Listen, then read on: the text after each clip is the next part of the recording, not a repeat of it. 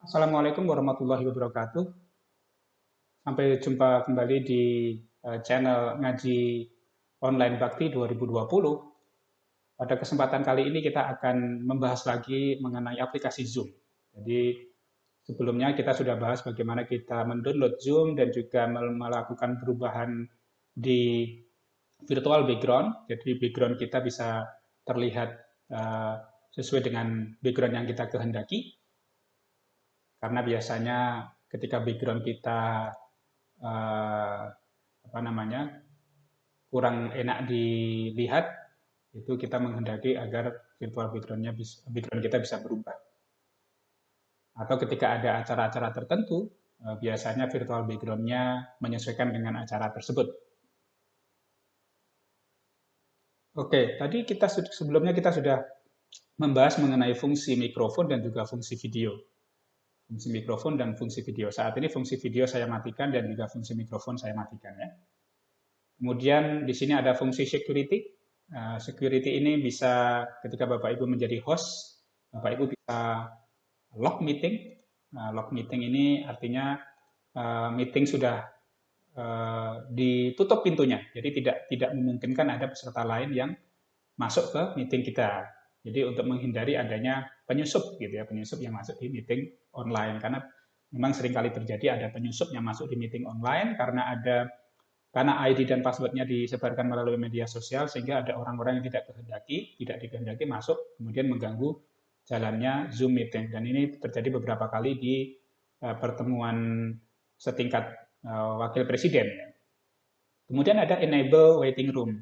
Untuk ketika kita mengaktifkan enable waiting room ini, artinya ketika ada peserta ingin masuk ke ruangan Zoom meeting, mereka akan diarahkan untuk masuk di ruang tunggu. Nanti ruang tunggunya akan muncul di sini, partisipan di sini akan muncul ketika ada yang ingin masuk, kemudian akan muncul notifikasi, dan kemudian ketika kita izinkan, maka dia baru bisa masuk. Itu adalah beberapa fungsi security dari Zoom yang ada di sini. Kemudian ada share screen. Share screen juga bisa diatur apakah hanya kita sebagai host atau peserta juga bisa share screen. Chat juga bisa diatur sedemikian rupa, apakah chat akan dibuka atau tidak.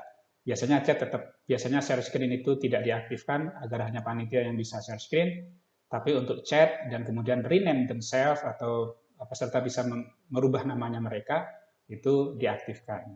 Participants, kita akan melihat berapa jumlah partisipan di sini. Tentu karena saat ini saya sendiri, maka partisipan di sini angkanya 1. Kalau pesertanya ada 10, maka di sini akan terlihat pesertanya 10. Dan ketika kita klik, itu akan muncul nama-nama di sini ya siapa saja.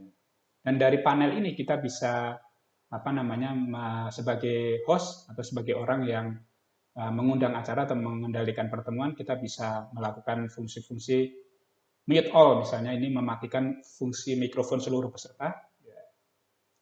Yes, gitu. Ini maka fungsi mikrofonnya akan berhenti.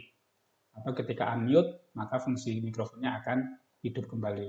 Fungsi ini bisa kita matikan misalnya ketika narasumber sedang berbicara dan kita tidak menghendaki ada peserta yang background suaranya masuk mengganggu narasumber, maka bisa kita mute all atau kita matikan fungsi speakernya dari jarak jauh. Kemudian ada polling, di sini juga bisa kita melakukan polling kepada peserta, apakah suara bagus, apakah video bagus, misalnya begitu ya. Terus kemudian nanti peserta polling ini akan muncul di layar peserta, kemudian peserta bisa melakukan pilihannya. Polling juga bisa dilakukan untuk sebagai bahan evaluasi sebuah kegiatan Zoom meeting.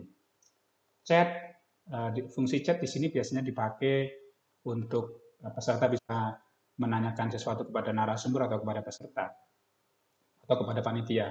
Jadi chat di sini juga bisa chat kepada setiap orang yang ada di dalam room meeting itu, atau juga bisa pilihan di sini adalah hanya chatting kepada private chat atau kepada orang tertentu yang kita kehendaki. Ada share screen di sini, adalah aktivitas untuk kita bisa menampilkan PowerPoint misalnya atau data-data tertentu langsung ke hadapan para peserta meeting. Ada fungsi record, kalau kita klik maka di sini kita akan merecord pertemuan ini.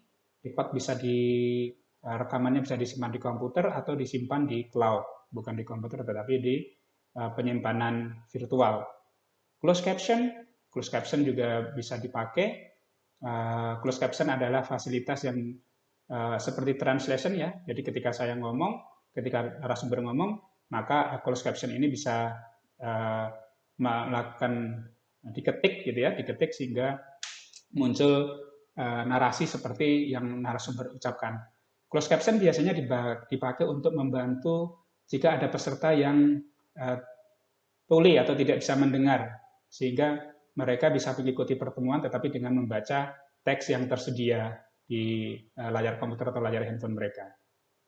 Ini breakout rooms, tidak semua fasilitas Zoom mempunyai ini, tapi hanya Zoom yang berbayar saja. Kemudian bisa ada pilihan untuk live YouTube atau live Facebook. Live Facebook dan live YouTube. Ini bisa kita aktifkan ya, sehingga ketika kita sedang melakukan pertemuan Zoom atau melakukan webinar, itu sekaligus bisa pertemuan tersebut di setting live di Facebook maupun di akun YouTube yang kita kelola. Demikian tutorial singkat mengenai Zoom. Sampai bertemu di lain kesempatan. Wassalamualaikum warahmatullahi wabarakatuh.